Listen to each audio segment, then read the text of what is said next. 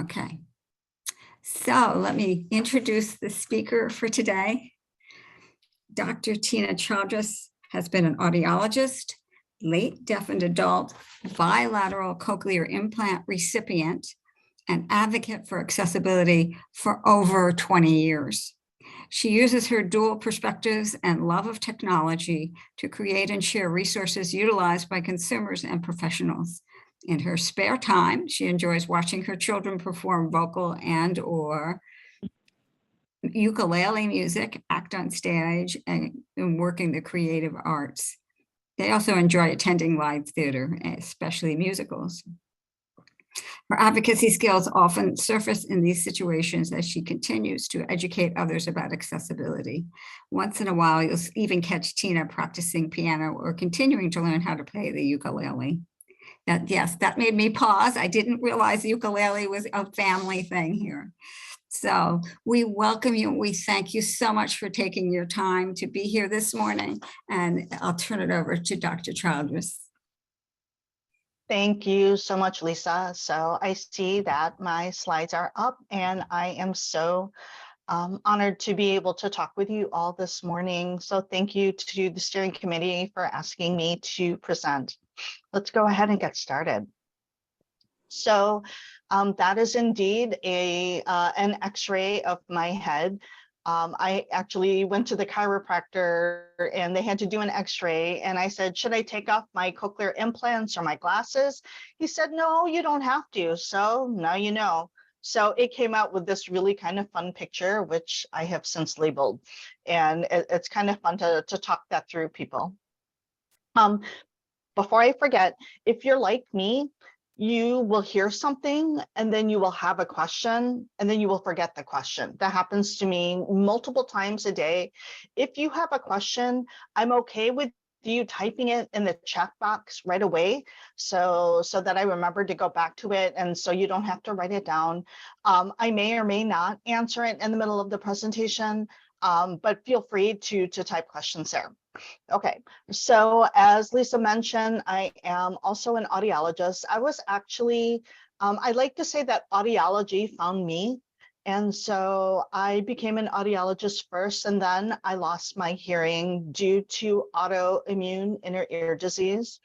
And I got my first cochlear implant in 2000, and I went bilateral in 2005. I was one of the first people in my clinic to go bilateral. So it's kind of weird to think about that now. It seems so commonplace. I love technology. I love bridging that gap as a consumer myself and as a professional, to kind of help you guys understand like the complex things about audiology. But then when I talk to my peers, my audiology peers, I like to remind them of the consumer perspective. So that's kind of where I fall in terms of what I like to do. I do share some resources on social media. I would say Facebook is my most predominant one, as well as my website. So Lisa can share that information with you later. And I gave myself a new title. I call myself now a communication access engineer. My first major was actually computer engineering, and then I switched to audiology, but I like this new title too, right? We all see these communication barriers and we try to come up with solution. We are all communication access engineers. So a quick show of hands. I'm going to start out talking about accessibility on the different platforms, because while this presentation is about apps, I think it's also really important that you understand your own device. So if you are Team Apple, please raise your hand if you have an iPhone. Okay, so we have 1, 2, 3, 4, 5. Do we have a split household over there with Harold and Joan? Who's Team Android? We do have a split household. Okay, so this is interesting because you definitely, this next slide, it's so funny. Here we go. So I did a very kind of informal survey on my Facebook page to ask people that were my Facebook friends, and they were able to share it with everyone else who had an iPhone and who had an Android. And in the deaf and it was in the deaf and hard of hearing community. So sorry. I get so excited. And so it was interesting that 83.2% of people had Apple devices, 16.8 mainly or exclusively use Android devices. Okay, but Linda Cosma Spytek at Gallaudet University did a survey as well. And in their task force report, they actually found that it was more even when you were looking at 40 to 54-year-olds, but it was still predominantly Apple devices over Android devices. So Paul and David Bush, I noticed that your hands are raised. Do you mean for them to be raised, or do you have a question? As I mentioned in the beginning, if you don't mind typing, the questions in the chat box, that'd be great. Okay, so what is my point of all of this? My point is that we have mostly iPhone users, but definitely Android users. We have to address that too. Globally, Android is actually more popular. These are US kind of statistics. All right, so how many of you, you don't have to say out loud, but if you can tell me the exact make and model of your iPhone, raise your hand. Can you say that you have an iPhone 12, an iPhone XR? Can you say that you have a Samsung Galaxy S22 Ultra, right? And so it's really, if you don't know, like I know some people, they're like, oh, I have some kind of iPhone, I don't remember what model. It's very important that you know the make and model of your phone, just like it's also very important for you to know the make and model of your hearing aid or cochlear implant. And so if you don't know the information about your hearing devices, please talk to your audiologist. Like, can you say, I have a Phonak Naida M50 PR? Can you say that I have the Cochlear 8 or the, Advanced Bionics Naida M? And if you don't know that information, please do, because it's important that you know, because some of the stuff that I'm going to be talking about depends on this compatibility between not only the device that you hold in your hand, but the device that you wear on your head. Okay, so you can find out what device that you have. I provided links on this page that talk about where you can find the make and model of your device if you're not sure. The thing about Apple devices, Apple is a very kind of closed private system, everything from the operating system. And that's the other thing. Can you say that you're running iOS 16.4, 16.4.5 or whatever it's up to now? It's important to know that information. And so I listed for Apple devices where that is. If you didn't know, Apple is the only manufacturer of iPhone devices. Okay, if you have an iPhone in your hand, it's only made by Apple. Whereas with Android, you have multiple companies making different devices. When I saw this statistic, I was shocked.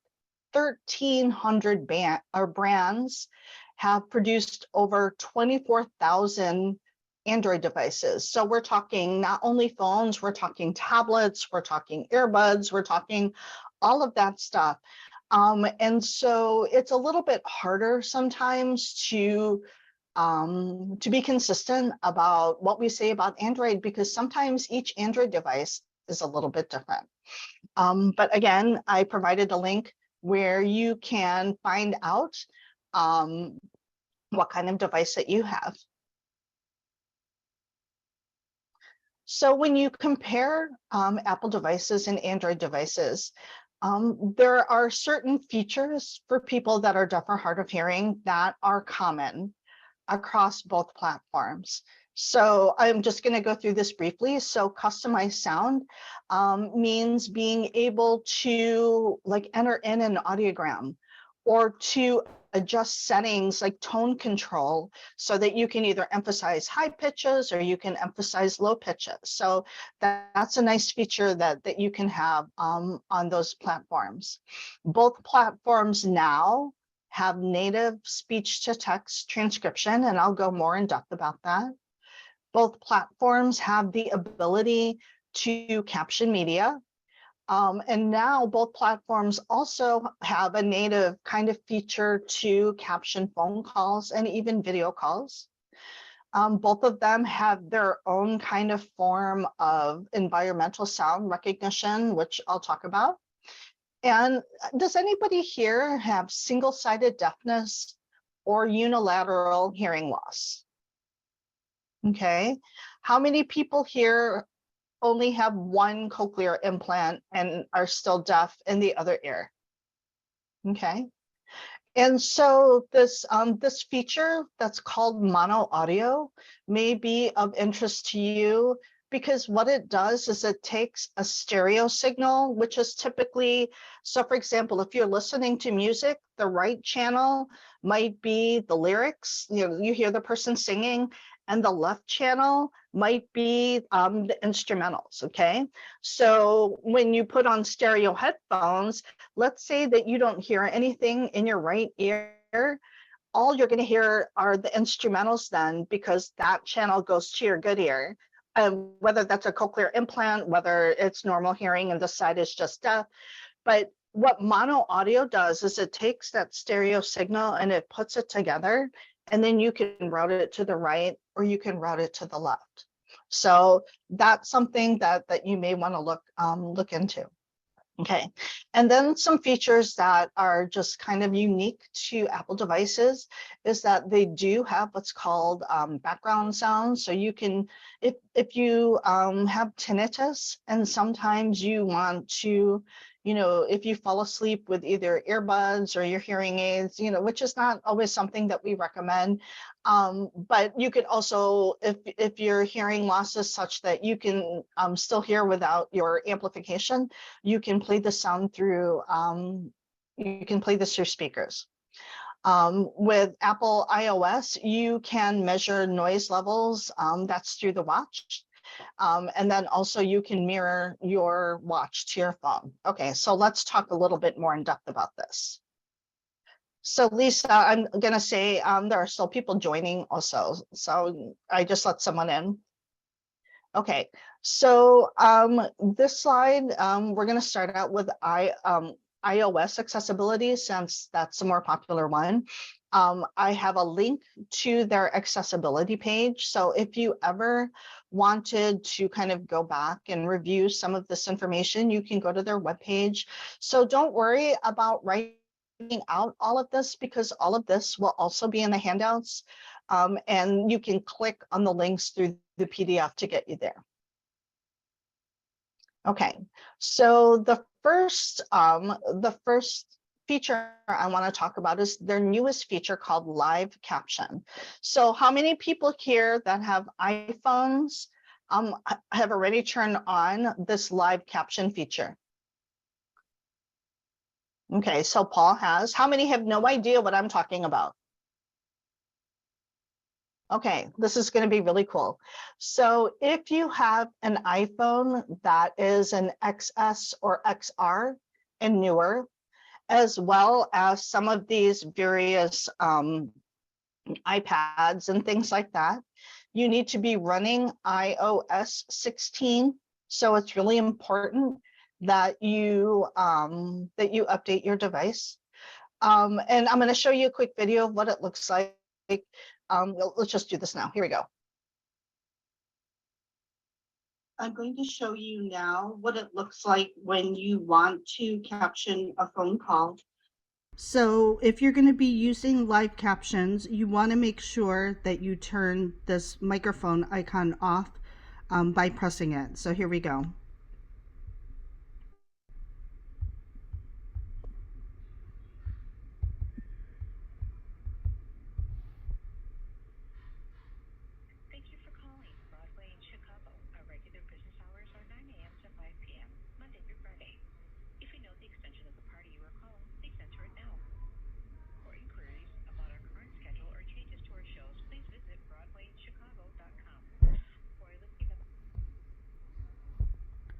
So, of course, you all know me and my love for Broadway in Chicago. So, that is a number that I call quite a bit. So, you could see what it looks like when you are making a phone call. It's really nice to be able to have that captioning available. But again, you need to remember that it says live captions across the top. I'll show you what that looks like again.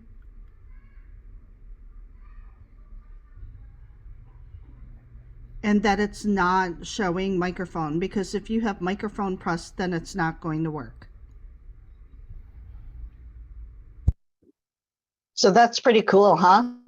So now I would say that the mobile apps that are out there are still more accurate for captioning phone calls.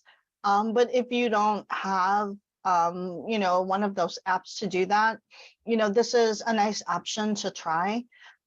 It will also caption media. So like if you're listening to a podcast, are there any true crime fans out there? If you like to listen to podcasts or something like that, it will also caption those. So this is an exciting thing that's been a long time coming. It actually amazes me that it's taken Apple this long to come up with something. This only came out in October of last year. So that kind of blows my mind. The other thing that is nice about this is that it can work offline. So let's say you are somewhere that doesn't have a really good cell phone signal, or that doesn't have a good Wi-Fi signal, then you can work offline. So I am seeing here that there are some questions and I'm going to answer them right now. So Jan Smart, it will not, because it has to be at least an iPhone 10 to be able to work in running iOS 16. And then Manju, if you click on the link that's at the bottom of the slide, it will kind of walk you through how you turn on this feature. It's under settings, general, accessibility, hearing. And then it will say live caption beta, and then you have to turn it on. The other thing that's really great is that it will also caption FaceTime calls. So if you use FaceTime to talk with, your friends or your family, you not only can see their face, but now you will have captions that will show up for your phone call. So I think that's really fantastic. All right. Whoops, I'm going to keep going. I'm going to show you. All right. So if you are not sure if your device is compatible, one of the things that I'm also known for is I take information and I make charts. And so what I did is I kept track of all of the iOS devices that would be compatible with this feature. So if you click on the link at the bottom, it'll take you to a spreadsheet. And you're going to want to pay attention to that blue column all the way on the right, and it will tell you if your device is compatible. Okay, so I'll leave you to do that when you have time on your own. Okay, so another thing that happens on Apple devices now is that you can have sound recognition. Have any of you ever turned this on your devices? So if you're at home and let's say that your hearing aids or cochlear implants are off, and you just want to be aware of the sounds that are around you, you can turn on this feature. You can also customize this feature. So I know people that they will actually have someone ring their doorbell and then they will record that sound so that this app, so this feature recognizes that specific doorbell, that specific dog barking, the way the microwave sounds, all of those things are customizable, which is nice. And again, if you need help on setting up these features, there is a link at the bottom of all of these slides so that you can do that. As I mentioned also, you can also customize sound. So if you have a hearing level, I would say kind of maybe mild to moderate, kind of hearing loss that you can use, you may need a little bit of a boost. There are options that may help you to decide, okay, maybe I want to pursue over-the-counter hearing aids, or, oh, maybe I want to pursue prescription hearing aids. This is kind of a nice way to kind of see, do I think that I would benefit from amplification? So, people that have just a little bit of hearing loss, sometimes like this feature to be able to use it with their, earbuds that they wear. Okay. I've already talked about mono audio. Again, putting those two separate channels together so that, for someone with unilateral hearing loss, that they can still get both channels, even if they can only hear out of one ear. Another feature that Apple now has is what they call phone noise cancellation. So if you, again, go to the accessibility menu on your phone and turn this on, if you are in a place that's really, really noisy, this feature can help lessen the effects of those noise. Again, you have background sounds. So they call it kind of a pseudo or like a fake tinnitus masker. But I know many people that like to fall asleep to the sound of a fan or to rain falling or different sounds like that. And so this is something that you can turn on. Vi, sorry that this is a lot of information. I don't know how else to slow this down other than kind of talk through it, and also to provide you with resources to access it later. Am I talking too quickly or is it too much information? Both, okay. So I will slow down my speech. I don't think I can slow down the content that I have because unfortunately, there's a lot to talk through. I'm sure that maybe some of your other chapter members, maybe you can have a breakout session, or Lisa, if you want to do like a hands-on kind of thing, I don't think it would be a bad thing to do maybe a breakout session for Apple device users and then Android device users to maybe actually practice stuff like this. If you will be at HLAA, I will be there and I can also sit down with you.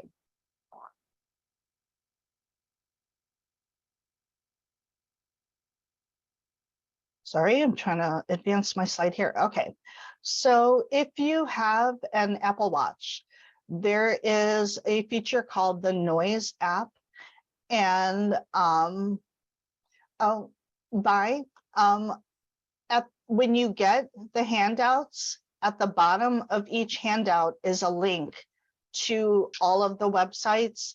So you don't need to write down any of those websites, or you don't even have to write down the headings.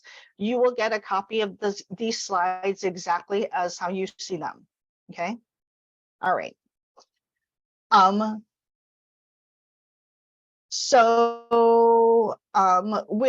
Okay, go ahead, Lisa.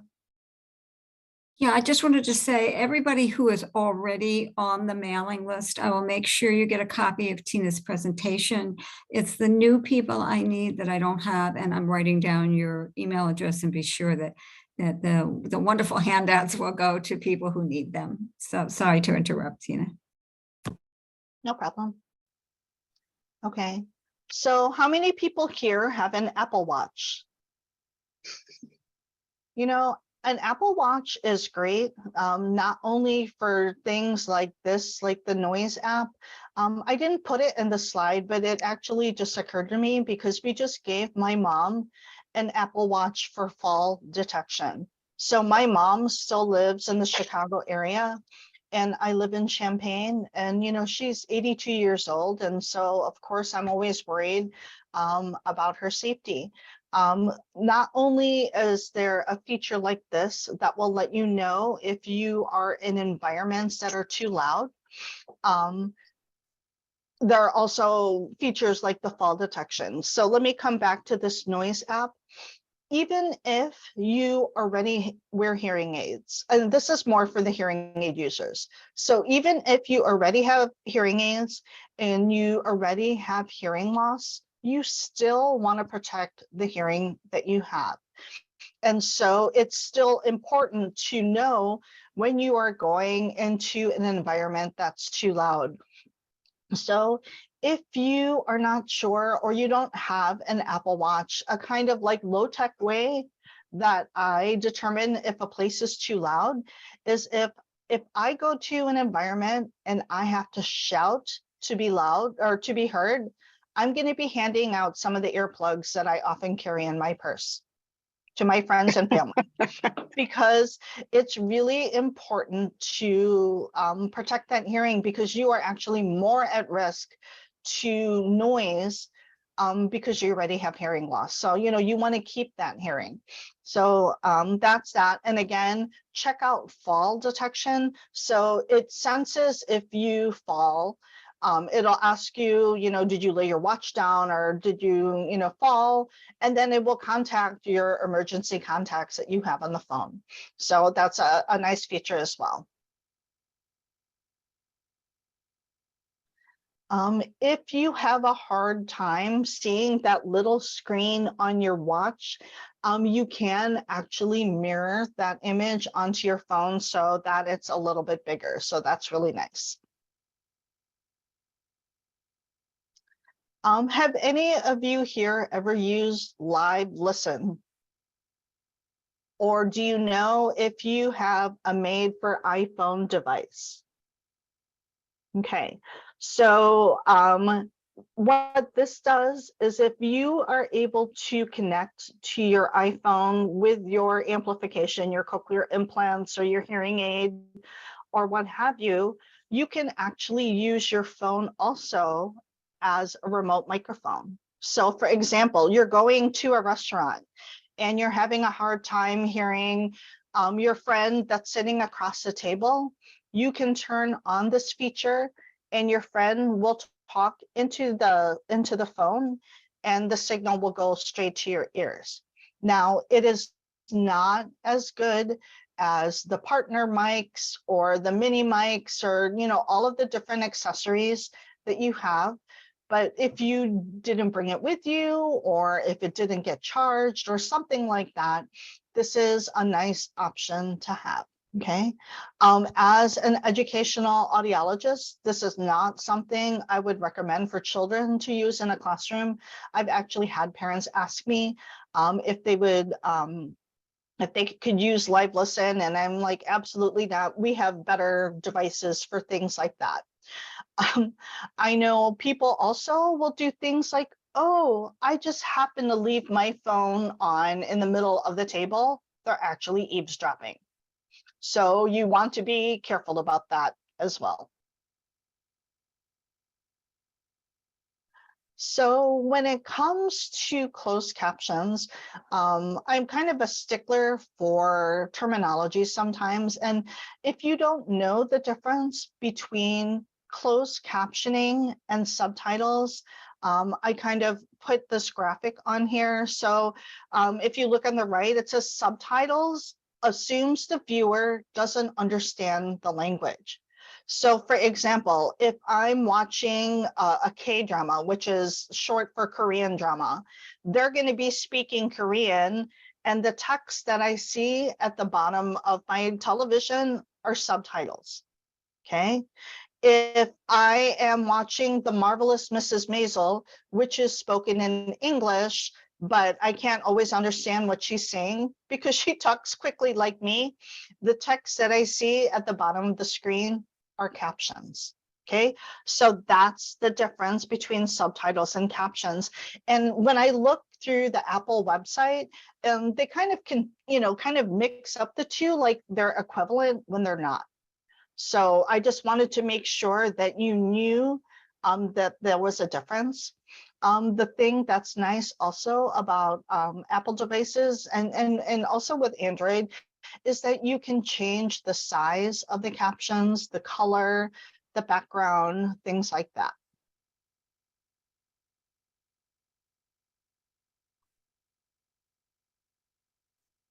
How many of you use Siri? Okay, so Siri is great. I love using it also with my students for what I call like articulation feedback. So making sure, sometimes kids think that, oh, everybody understands me when maybe there are some sounds that they need to work on. And so I'll say, hey, let's ask Siri a question.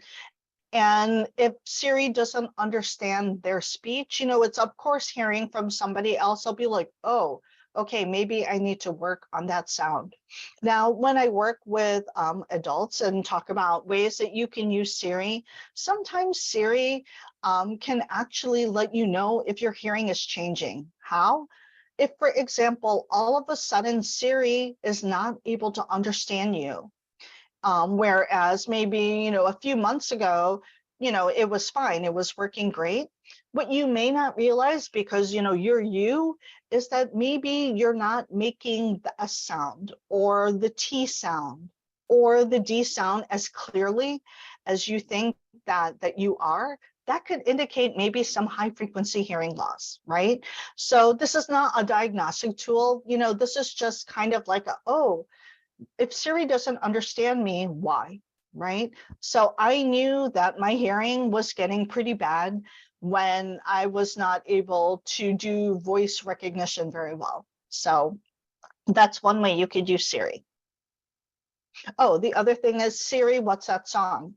If you are in an environment, let's say you're in a store and there's some music playing, or you're listening to a band and you want to know what it is, you could say, Siri, what's that song? And it will find out that information. She will find out that information for you, if she can. Okay. In addition to musical theater, I love karaoke. And so that's kind of my thing. I sing horribly, but I love music and I love to sign to the music. If you like to sing, there is actually now karaoke mode if you use Apple Music. So that's kind of fun. You can sing by yourself, you can sing with a friend, and both have lyrics. So that's kind of fun. All right. That was a lot of information about Apple devices. So now I'm going to go ahead and move on to Android devices. And again, the link to the accessibility page for hearing is here on this slide. So I already saw someone mention that they use Live Transcribe. So let me back up. On Apple devices, for captioning media and for captioning phone calls and for speech to text, Apple uses the same name for their feature. They call it Live Caption. Okay, for all of it. Now that gets confusing because Android has had Live Transcribe, which is more speech to text, and they've had Live Caption for captioning media. And so I don't know how they trademark that name or how they do that, but anyway, on Android devices, the two names are actually separated out, but they do the same thing as Live Caption on Apple devices. Okay, so in my opinion, I think Live Transcribe for a speech to text app with the Live Caption feature, I just find it to be more deaf or hard of hearing friendly. At the bottom, you can see that, Google, if you didn't know, Google owns Android, okay? Google collaborated with Gallaudet University there in your area to really work on the user interface to make sure it's deaf and hard of hearing friendly. And I think they really, succeeded. With Live Transcribe, again, speech to text, again, it can also work offline, which is awesome. If you've never used the sound recognition feature of Live Transcribe, that's kind of cool. So sometimes when I'm sitting here at my computer and I take my cochlear implants off, I leave sound recognition on my phone because it'll say, oh, like lawnmower. Yeah, it'll detect that. So like when the lawn guys are outside my condo mowing the grass, then I'll know that someone is there. Okay. The other thing that Live Transcribe can do that Live Caption on an Apple device cannot do is that you can save the transcript. Actually, I need to check on that, but it basically involves clicking and selecting all of the text, copying it, and then putting it in some kind of Word document or something on your phone. That's the only way that you can share the transcript that way. Okay. So this is different than live caption, which on the Android device, which again captions media, captions phone calls, which is great. And that's what you saw earlier. So let me show you what live transcribe looks like on an Android device if you've never seen it.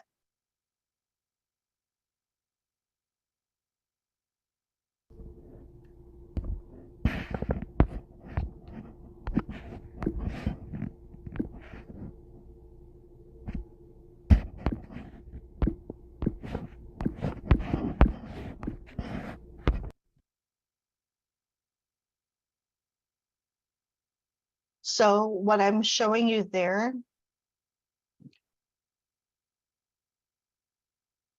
there's no sound.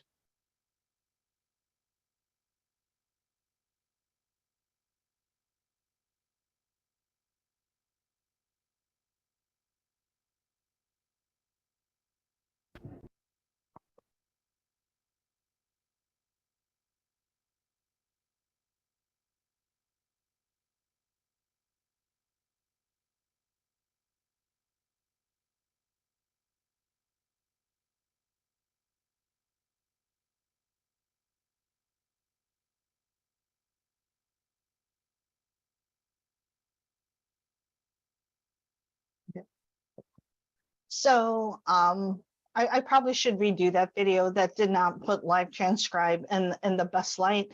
What I'm learning as I'm making videos is sometimes it's complicated when you're using the microphone for live transcribe and trying to record. Anyway, point being, you see all of the different features there on the left, and I like how easy it is to use. Oops. So like I said, when you turn on the sound notifications, same thing, you can customize the sounds for specific doorbells. I put also coughing and ukuleles because there have been times where I've had that on and my kids are standing behind me, or they're playing music and I didn't even realize they were playing music. I actually use this when I travel. So if I am in a hotel and my cochlear implants are off, which means I don't hear anything, I will leave sound notifications on while I'm sleeping so that, for example, if the fire alarm was to go off in the hotel, and let's say the visual strobe light that they gave me as part of the hotel kit wasn't working, I have a backup. And so when your phone vibrates in this cradle, it will light up and also have a pillow shaker. So that's what I use mainly at night, or if I'm sitting somewhere like at my desk with no cochlear implants on.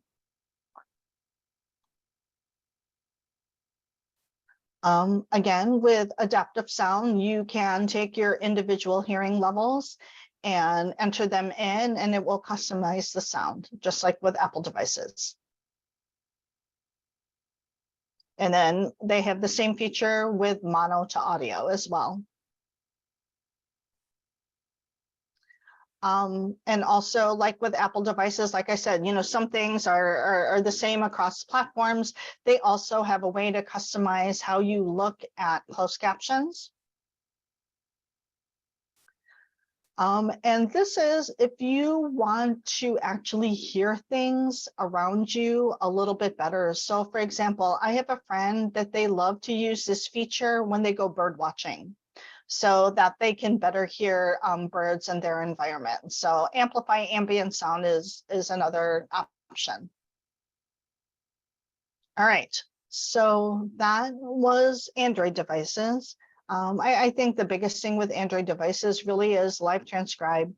That's my favorite feature by far. So now what I'm going to do is I'm going to talk about specific apps that I like to use and some of my deaf and hard of hearing friends use. So I have a list, which I'll talk about all the way at the end of this presentation. But again, I made a chart or a spreadsheet, and you can find that list at this link in the upper left-hand corner. And so we're talking right now about Apple devices. So these are specific speech to text apps. So I know some people, they just turn on notes and they hit the microphone button and they use that transcription. We just talked about live captions earlier. How many people here use Otter? Anybody here use Otter? Okay. So did you know that Otter is the speech engine that Zoom uses for automatic captioning? So if we didn't have a live captioner here, and we were just doing the automated caption, that's actually the Otter speech engine. So it has gotten better and better and better because there are millions and millions and millions of hours of Zoom calls helping to feed that artificial brain. So a lot of my friends that are professionals really trust Otter. If you didn't know, and this is just a caution to you, I love Otter for its accuracy. I am not a fan of the fact that Otter records conversations. So if you didn't know, when you save an Otter transcription file, you are also saving an audio file. So, I leave it to you to decide if you're going to disclose who you're talking to, that the conversation is actually being recorded. There are places where they don't let Otter actually be used because of that feature. And Otter was not designed to be an accessibility tool. It was actually designed to be used by someone like a reporter. It was my friend actually in the DC area who's a reporter that told me about Otter. It was a way for him to interview someone and to not have to take a whole bunch of notes because it would transcribe the conversation. And just, our community, because we are communication access engineers, recognize that this could be a very helpful tool. And so it's been adopted by a lot of people. Another app that is available is NAL Scribe, and that one is free. So if you want an alternative to something like live captions, NAL Scribe to me functions more like live transcribe on the iPad, or I'm sorry, on the Android device. I just find it a little bit more user-friendly. And then does anybody here use Ava? So I'll talk about Ava in a minute, but Ava is another option, and it actually does work across platforms. So on both Android and Apple devices, same with Otter. So specific to Android, we've already talked about Live Transcribe. Another app that I use quite a bit, especially when I travel, is called BuzzCards. And for people also that don't use their voice, when they communicate, they can type out a message and then they can save it and then just like show it to people. So, if you go to Starbucks and you order the same drink every time you go, you can save that, and it makes the text really big to fill the screen. That's a nice option. Cardzilla also does the same thing.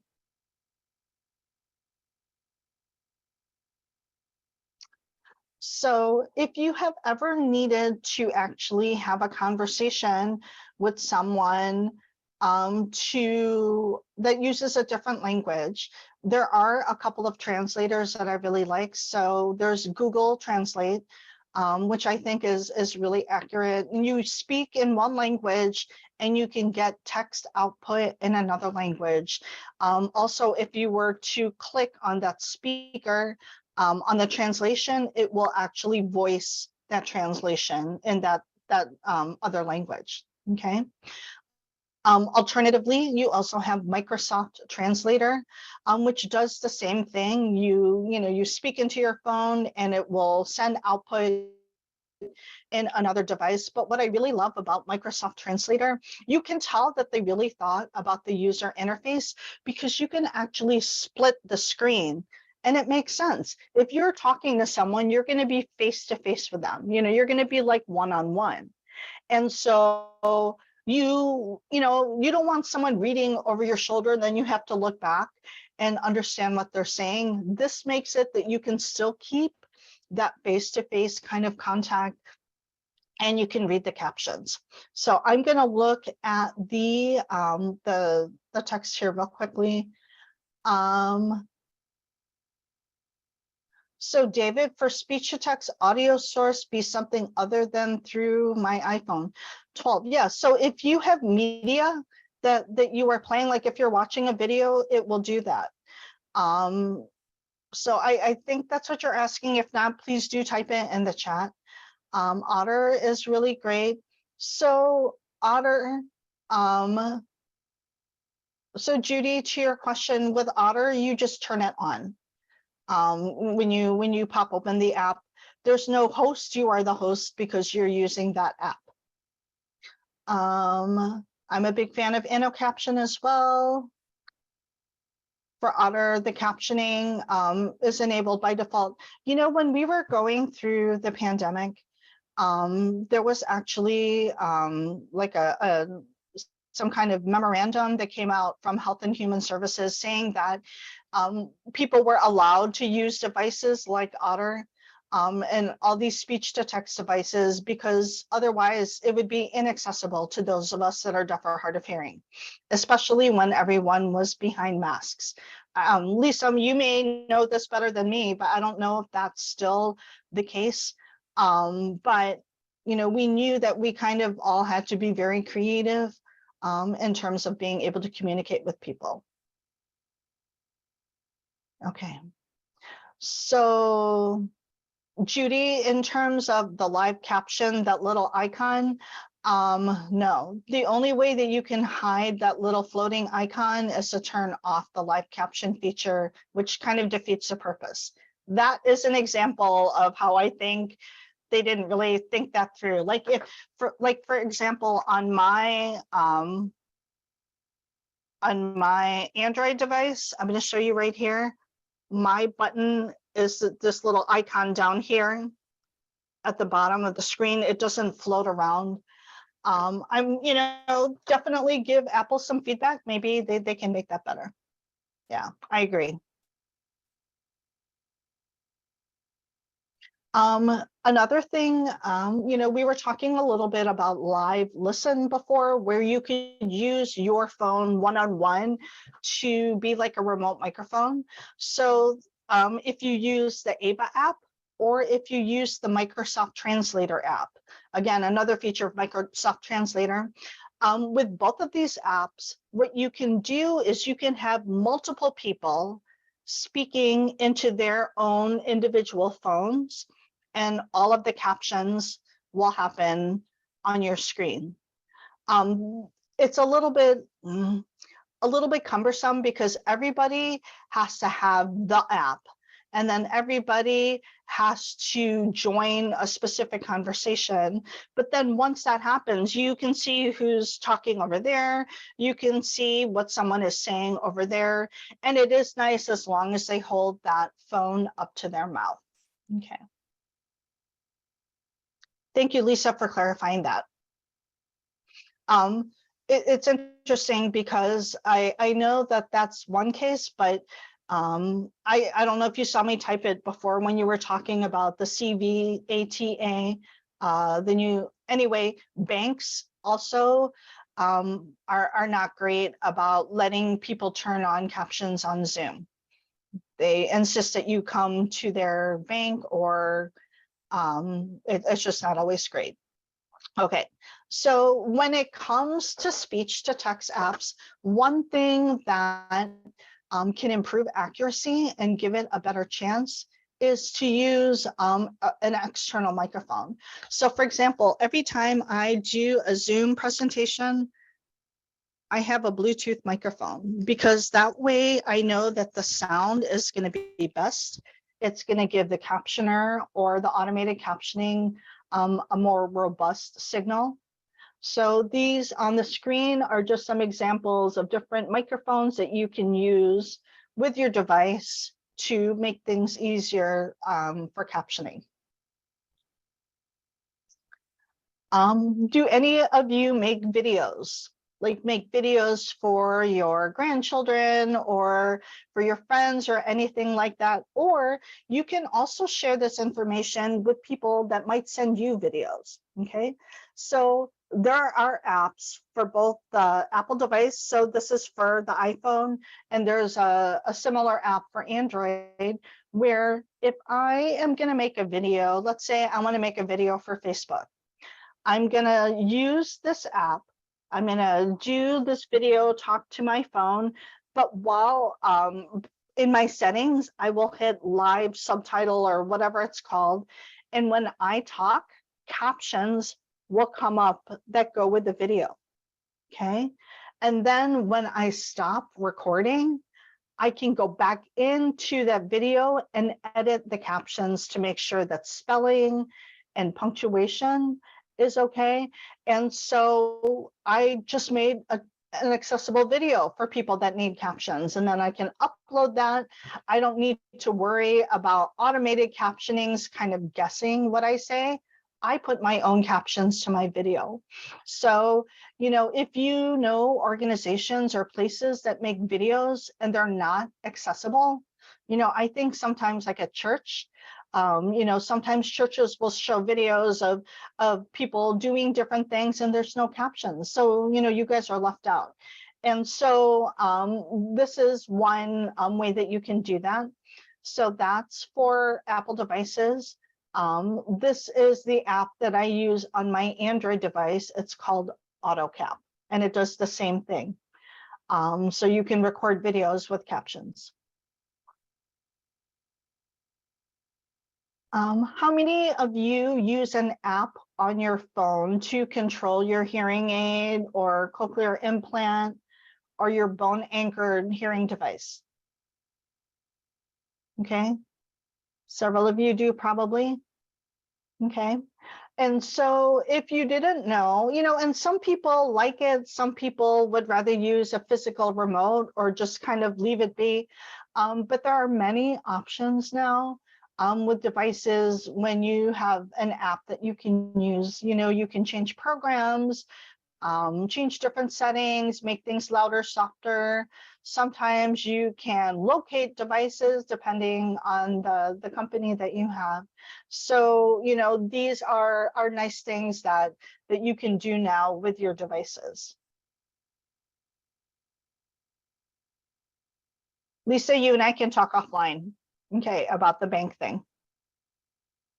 All right, so I'm thinking of Harold and Joan because they are this split household with Android and Apple devices. So Joan, do you use FaceTime at all? Joan, do you use FaceTime at all?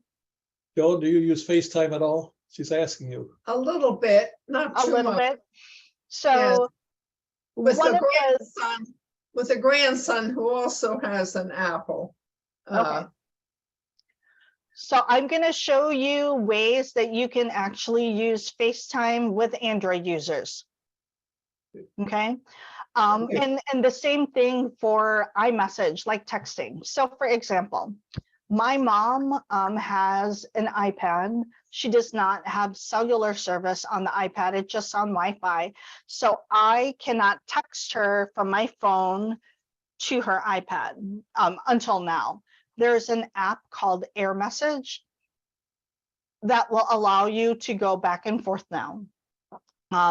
If I were to text, you know, my sister who has an iPhone device, that's different because I'm going from cellular to cellular, but I cannot go cellular to Wi-Fi until I got this app. So this is kind of a cool thing that you can use. So for FaceTime, FaceTime came out with a new feature a few months ago where you can actually generate a link. So Joan, if you wanted to have a FaceTime call with Harold, what you would do is you would start a FaceTime call and then you would say create link, and then you would text it to Harold, he would click on that link and you would both be able to FaceTime. Now it's FaceTime through a browser, so it's a little bit different than the native FaceTime app, but it really is a nice feature for people that wanna that use FaceTime and wanna talk with an Android user. We'll check that out. Okay, awesome. And the other great thing about it is the captioning features that are the speech to text features that happen on live caption and live transcribe will also work while you're on that video call. So kind of cool.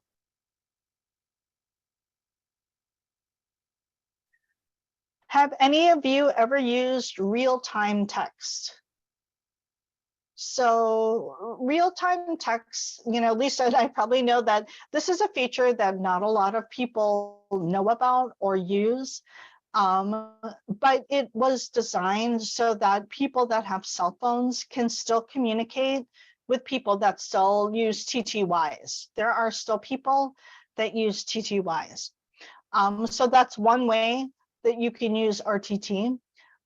When you use it, it comes from your cell phone, so it recognizes that number. When you use it, it's very interesting because like when we send a text, we type out our message and you know, you have like several lines and then we send it, right? And then the other person, they read it and they respond. And sometimes you see ... because you can see that they're typing. When they're done, then they send you their whole block of information.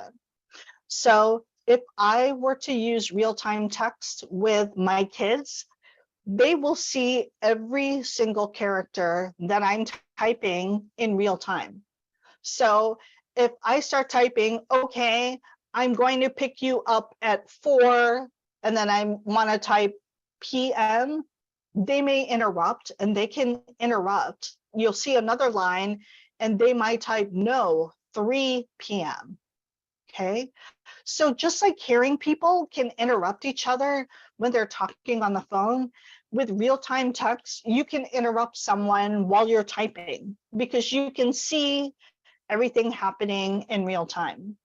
The other thing that happens when you use real-time text is, so if I am using real-time text to call my daughter, I can actually hear what they're saying, but if I don't understand something, I could say, hey, can you type that out?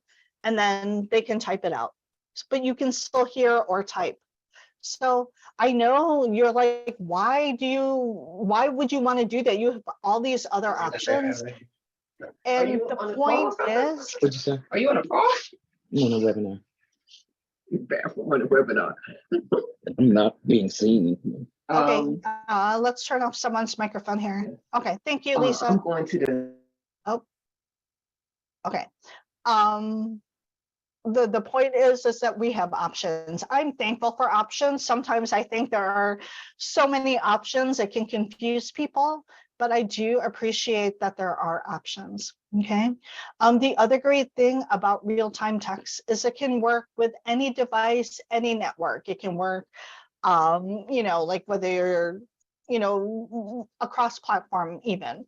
The other important thing about real-time text is that emergency call centers, like if you need to contact 911, will accept an RTT call. Okay, not every place within the United States accepts text to 911 yet, and I did provide a link that tells you where text to 911 is active, but you can do that. If you are someone that still uses Relay, then you can also use real-time text to 711. Okay. So, you know, real-time text, there are some resources out there. I do use it once in a while. I should caution you that if you are using a mobile captioning app, sometimes this doesn't work right because some mobile captioning apps will use will forward a number to your phone and it gets all confused. So again, this is another kind of breakout session for another day.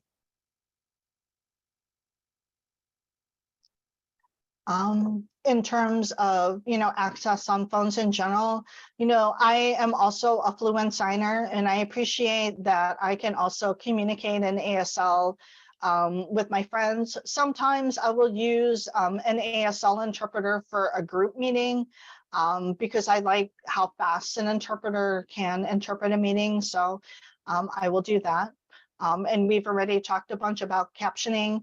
I'm with you. InnoCaption is my favorite app to use because I love the fact that it can use a live cart writer like we have here today, or it can use automatic transcription.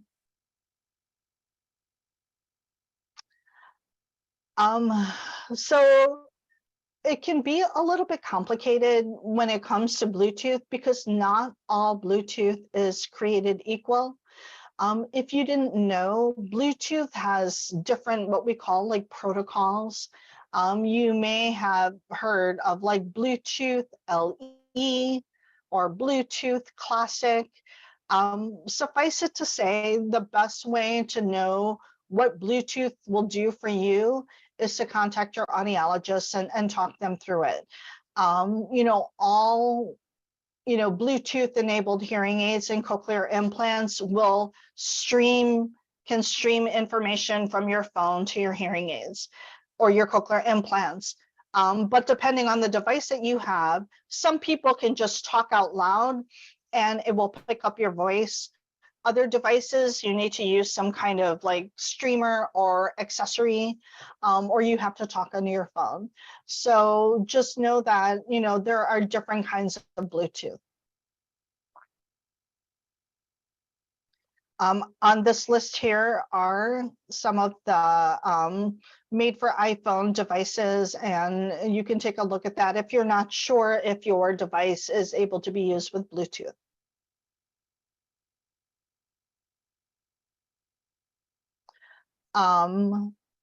This just goes through specific cochlear implant and hearing aid models. How many people here use cochlear implants only?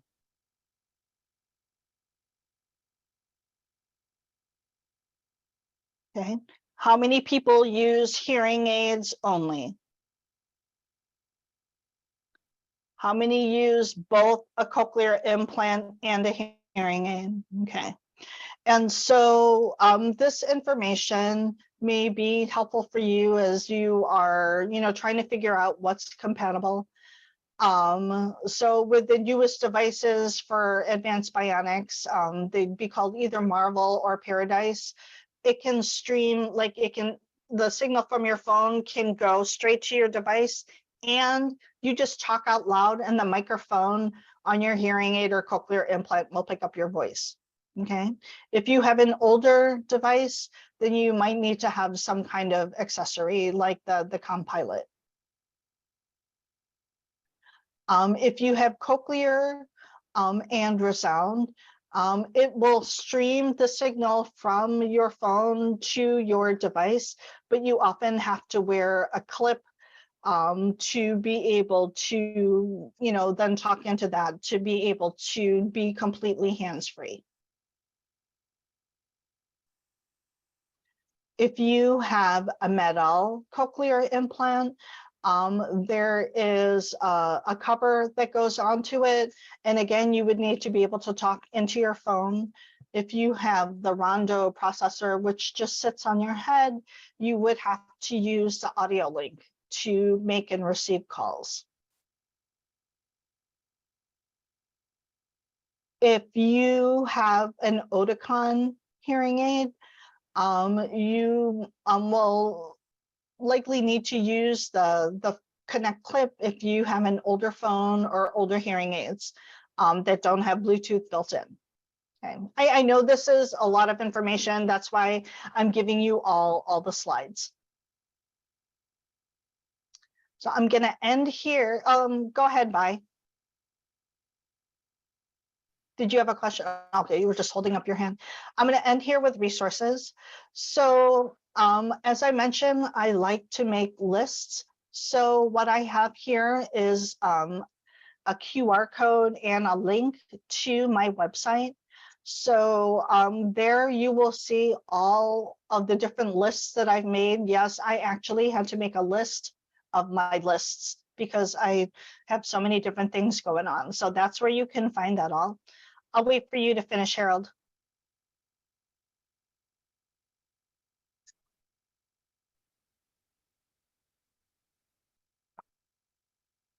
Thank you. Oh, you want me to go back? Okay.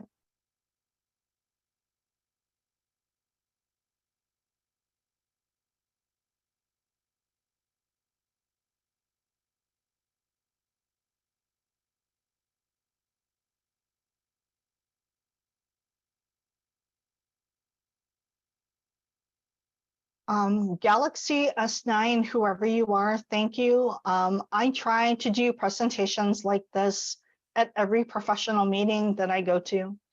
I try my hardest also to really represent the deaf and hard of hearing community. But I agree. I think part of the problem is that so many of us have been in the field for so long that there was no Bluetooth, when we were in college. There was barely the internet when we were in college. And so unless audiologists really make an effort to stay on top of technology, it's going to come down to people like me. It's going to come down to people like you, and the consumers to sometimes have to push the audiologists outside of their envelope to think about, things that are out there. I hear this all the time.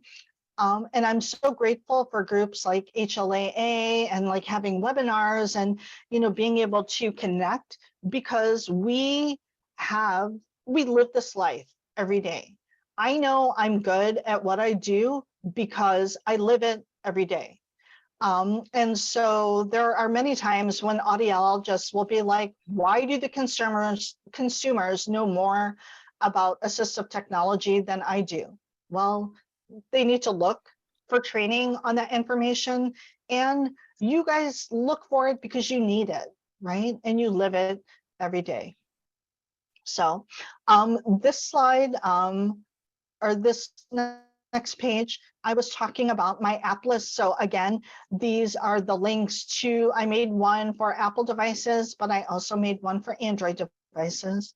And then here on the right, you will see all of the different categories for the apps that I've kind of collected and I found. So peruse that at your leisure.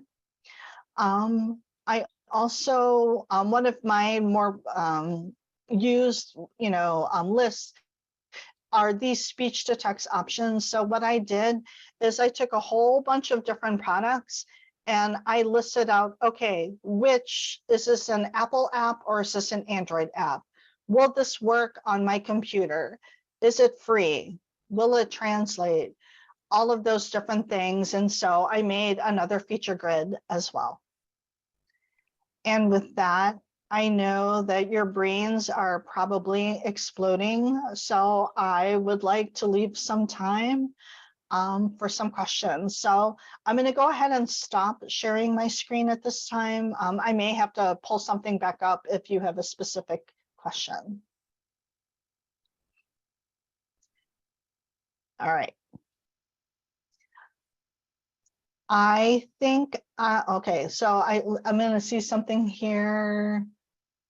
So thank you, Lisa, for commenting about speech to text apps and accommodations in banks and hospitals. So Judy, what I recommend when it comes to text to 911, there was a link that I provided on that slide. Click on that because it will list out all of the different places that can do text to 911. Okay. So how long?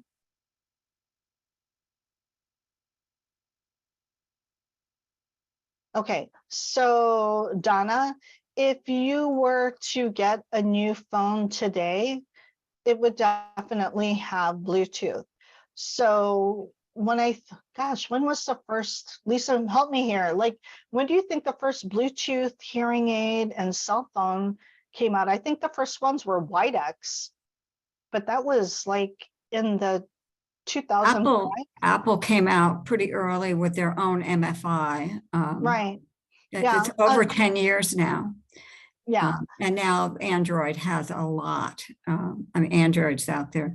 Bluetooth going forward, it's not a problem. It will have, your cell phones will have Bluetooth, but the problem is that Bluetooth changes over time. So I have Classic in my hearing aid. I'm the only one with Classic in hearing aid and the cochlear implant, because that's what they do, but that will change over time. So I would not worry about how quickly it will change or how long you have to do it.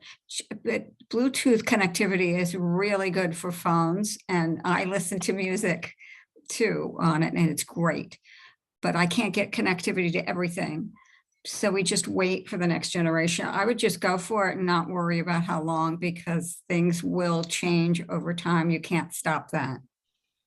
So Donna, one thing I would recommend is, because different devices have different versions of Bluetooth. Hold on. I lost it. Okay.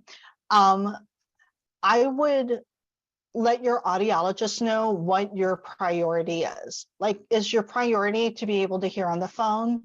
Is your priority to be able to listen to music? And based on that answer, they can kind of guide you towards the appropriate device.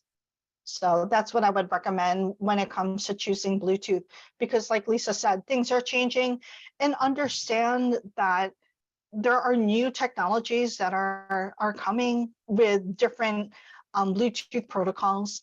That's a talk for another day, but as with anything, technology is changing all the time, right? So I know that even I get behind in keeping up to date to stuff, but it's always great to learn about things. Okay. Let me just add, Tina, that what's the good news is they're moving, all of these folks, both the hearing aid companies and the cell phones, are moving toward non-proprietary. So after a while, we'll see sunset, we'll see the MFI, we'll see the made for Apple hearing aids go away to something that can be used for everything. Same thing with Android. It'll all be interchangeable, but it'll take a while. Just go ahead and get what you need now. Right. And yes, talking to your audiologist makes sense. Yeah. So Paul, you had a question. Yes, thank you again. This was an amazing presentation. I had a question on which apps can we use for a laptop also? Like if I have a phone app on my Apple, can I also make phone calls through my laptop? And also before that, actually more important, is there a number or an email that we can send you questions or if we have after this meeting? Sure. So on the handouts, in the upper right-hand corner is my email address. You can contact me there. Thank you. You're welcome. So I do know that if you have a Mac computer that has an M1 chip or newer, that live caption feature that you can have on your newer iPhone also can happen on your MacBook. I have a Chromebook. So You have a Chromebook. Okay. But so one feature that you can do with a Chromebook is that if you use the Chrome browser, they have a feature called, again, live caption, which makes everything so confusing. And so Paul, email me and I'll send you the link on how to turn on live captions. And also, depending on your Chromebook, I know my kids that I'm as an audiologist in the schools, I work with kids, but if you're on a Chromebook, if you can split the screen, you can actually use the live transcribe app on a Chromebook, if it's a newer Chromebook. Okay. I'm writing down notes. Thank you. Yeah, there's so much. Yes, there's so many details, right? You know, there's so many different options. So sometimes keeping it straight is hard. There are also websites like webcaptioner.com. Let me put this in the chat box. Like if you just wanted to try that, one thing about webcaptioner.com though is that there's not always punctuation, but it's kind of a quick and dirty kind of speech to text option. Yes, Lisa. I just wanted to add for captioning, Microsoft has also come out with their own captioning just in general. So if you have any kind of Microsoft app, it will caption everything, including commercials. So you can put everything up. And I liked it a lot at first. I said, oh, gee, now I know what the commercials are. Now I don't like that. So I turn it off, but it will caption and you don't need to have the microphone on. So it's something else to check out if you have Microsoft, any kind of Microsoft app. So That's actually, fantastic. That's yeah, I fantastic. use it. Yeah, Microsoft programming. So How about making a phone call from the laptop? making a phone call from the laptop. So I know that if you use InnoCaption, they have something called Desk View, but I don't think, oh, it should work on a Chromebook because it's basically going through a browser. You may want to double check that, but there is a feature with the InnoCaption app where you can either make the call from your phone or you can go to the Desk View on your browser and dial from your phone, but it will also caption the phone call from there. And InnoCaption, like with other mobile captioning apps, should be free. Okay, and I say should be free because I know there are apps out there that scam people and say that you need to pay for it. But under the ADA and all of that, we need to know that that is something that that we have a right to have access to through the FCC. Okay. Anything? Oh, Lisa, so for that Microsoft app that you were talking about, does that include Edge, their browser? Will it caption? I believe so. It just actually popped up on my Microsoft when I updated the Okay. every time I get an update for my I don't remember the term now, you know what I mean. With an Okay. update, it came in, and so you can go to your settings, and then you can look in there and control how it works. You can even have it float, or you can have it. So check your settings, and the next time if anybody uses any Microsoft software, check the settings and see if their live captions are showing up. Thank you. I have a MacBook, so I didn't know that came up. So that's good to know. Paul Silverman, I see that your hand is raised.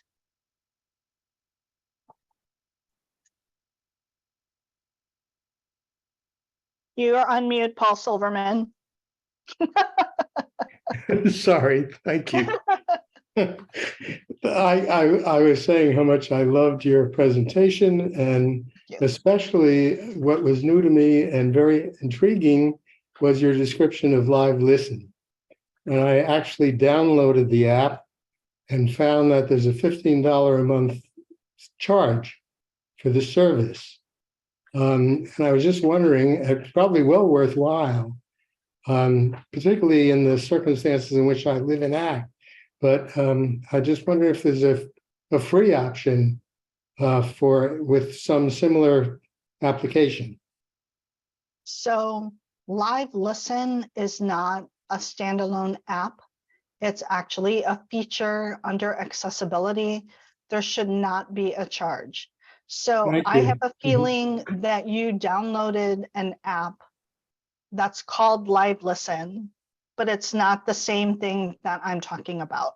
You're right. There is some name that precedes Live Listen. I think it's the maker of this particular app. Right. So I suggest that when you get to the handouts, that you follow the directions on that live listen page. It will show you how to download, or not how to download, how to turn on that feature on your iPhone. So that should not cost. Thank you. You're welcome. See, that's a thing, you know, people, they create apps or they create features and they all have the same name, and it can be really confusing. Like, I know there was someone that created Live Transcribe for iPhone before they came out with their own native captioning, and it confused people so much. Okay. Awesome. Well, it looks like we don't have more questions, and that's good because we've reached the top of the hour here. And I really, really thank you, Tina. This has been a wonderful, wonderful presentation. So applause. Thank you. It was so nice to meet you all, and I hope to meet you all in person someday, or maybe see you at HLAA in New Orleans. Fabulous. Thanks so much. So for everybody else, thanks for being here. Again, we will not meet again until September 16th. As long as I have your email address, I will be sure to make sure you get a flyer for our meeting in September. Have a wonderful summer, and I hope I too get to see many of you at the convention in New Orleans. Okay, take care. Bye-bye, everybody. Bye-bye.